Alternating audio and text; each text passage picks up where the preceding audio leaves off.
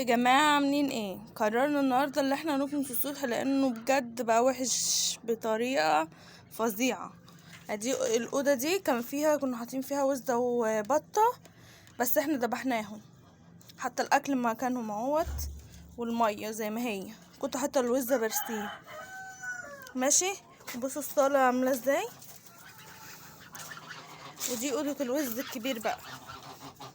بصوا يا جماعة بجد وحشة جدا، فخليكم معانا هنوريكم قبل.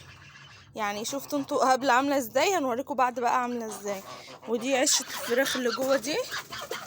بصوا يا جماعه، بصوا،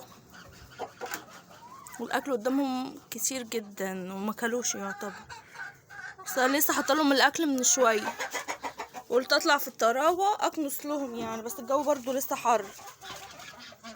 فاحنا هنكنس وخليكم معانا واوريكم بعد المنظر بقى عامل ازاي. احنا ممكن ننقل الفراخ دي مكان الوز والبطه اللي كانوا هنا. خليكم معايا.